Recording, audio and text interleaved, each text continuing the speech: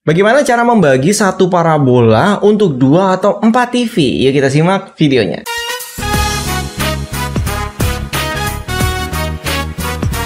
Assalamualaikum Sobat SPD. Oke, jadi kalian sudah tahu ya, yang pengguna siaran TV digital, siarannya tuh hanya TV lokal aja gitu. Jadi hiburannya itu terbatas banget. Makanya banyak yang akhirnya pindah lagi ke parabola, baik itu parabola mini yang seperti ini atau parabola jaring yang seperti ini. Karena bedanya yang mini itu nggak tahan cuaca, makanya akhirnya ada yang pindah ke parabola jaring C-band. Terus setelah nyoba-nyoba, biasanya pada masanya satu dulu gitu ya. Misalkan parabola mini satu dicoba untuk dipasang misalkan di ruang tamu gitu. Ternyata hasilnya bagus. Nah, biasanya di rumah tersebut ada minimal ya 2 TV hingga 4 TV untuk zaman now saat ini. Karena biasanya setiap kamar itu hampir semuanya ada TV ya. Kamar orang tua, kamar anak gitu. Bahkan saya sempat masang ada yang di dapurnya pun ada TV juga. Nah, terus gimana cara ngebagi satu parabola ini yang mungkin udah dipasang duluan gitu ya. Terus tiba-tiba ingin nambah menjadi 2 atau hingga 4 TV. Caranya gimana? Oke, jadi kita langsung masuk ke videonya ya. Oke, jadi yang pertama biasanya pada salah paham pada splitter. Kalau misalkan di TV digital, iya, sobat bisa pakai yang namanya splitter. Itu mungkin antenanya yang dipasang itu udah pakai splitter nih untuk 4 TV yang sudah ada sebelumnya atau 2 TV yang udah ada sebelumnya. Terus di saat ingin membagi parabolanya dari satu parabola terus dibagi untuk 2 TV misalkan. Terus akhirnya mereka pasanglah splitter yang dari antena tersebut ke parabola. Terus dari splitter tersebut masuk ke receiver yang pertama. Terus untuk receiver keduanya biasanya belum dipasang kan, karena kan belum beli. Jadi untuk informasi aja ya, TV yang dipasang parabola itu harus menggunakan receiver. Jadi misalkan satu parabola itu ingin dibagi menjadi 4 TV, otomatis sobat butuh 4 receiver totalnya. TV pertama, TV kedua, TV ketiga, dan TV keempat. Kalau misalkan 2 TV berarti 2 receiver parabola. Karena setiap TV-nya harus menggunakan receiver parabola. Nggak bisa langsung colok ke TV yang berharap kayak di hotel gitu ya. Jadi TV-nya tinggal ganti, siarannya parabola. Itu sistem jaringannya lain. Kalau saya jelaskan di sini nanti panjang banget. Jadi sebenarnya ini pun sudah saya pisah videonya di cara pasang 100 TV. Oke, kita bahas TV rumahan ya yang 2-4 TV. Jadi ingat ya, setiap TV harus ada receivernya. Nah, kalau misalkan mau di cabang 2, sobat maksain pakai splitter yang contohnya seperti ini ya. Jadi ini ada splitter 2 dan 4 way atau 4 out, dan di sini juga ada yang namanya disek ya. Disek untuk satu TV. Jadi disek ini berbeda dengan splitter. Yang biasa dipakai di parabola adalah disek, tapi disek ini bedanya. Misalkan untuk 2 satelit Palapa Telkom kalau zaman dulu itu masuk ke dalam disek, artinya 2 satelit untuk satu receiver, dan ini maksimal 4. Misalkan ada parabola mininya juga 2, Transvision Nusantara dan Next Parabola misalkan, otomatis ditambah yang parabola jaring tadi 2 satelit juga, berarti total 4 satelit itu untuk satu receiver. Nah, bukan terbalik ya. Jadi mereka pikir mungkin yang namanya disek ini adalah pembagi splitter. Jadi intinya parabola itu nggak bisa di splitter. Kalaupun bisa, maksain pakai splitter yang seperti ini.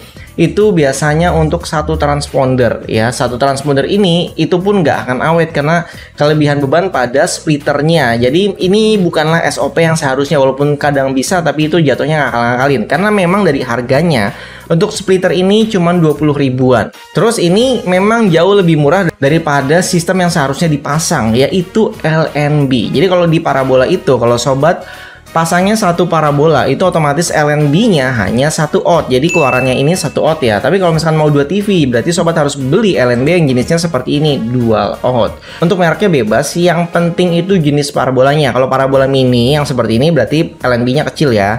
LNB Kuben seperti ini. Ini contohnya. Kalau sobat mau pasang 4 TV, artinya LNB-nya butuhnya 4 out yang seperti ini ya. Tuh, keluarannya 4. Jadi semua cabangnya itu berasal dari LNB-nya langsung. Jadi di parabola nih, yang kecil, yang mini, itu ada yang namanya LNB. Nah, ini dia LNB-nya. Jadi outputnya keluarnya langsung dari sini.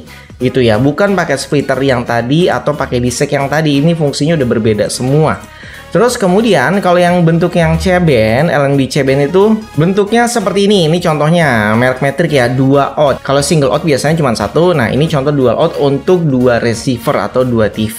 Kemudian yang LNB 4 out ini kita contohnya pakai LG-SAT, terserah ya mau pakai merek apapun. Nah, contohnya seperti ini. Ini outnya ada 4 dan kita cek harganya ya. Harganya 154.000. Jadi berbeda jauh dari harga splitter yang harganya cuma 20 ribuan. Makanya beda ya. Kemudian untuk yang 2 out ini di kisaran 70.000 Dan untuk yang di LNB Kuben, untuk 2 outnya itu 45.000 sekian ya. Ini bisa berbeda-beda setiap toko, ini kita contoh aja. Kemudian untuk yang LNB Kuben 4 out itu kisaran 120 ribuan ke atas biasanya, termasuk ongkos kirim dan lain-lain. Jadi ini kita ceknya menggunakan harga online ya. Biasanya harga offline itu berbeda, karena selain ada ongkos kirim ya ada sewa tokonya juga. Kalau offline kan berarti mereka sewa tempat gitu kan. Oke, jadi harganya beda jauh ya dibandingkan dengan splitter yang 20 ribuan dengan harga LNB yang 4 out yang harganya itu di atas 100 ribu semua.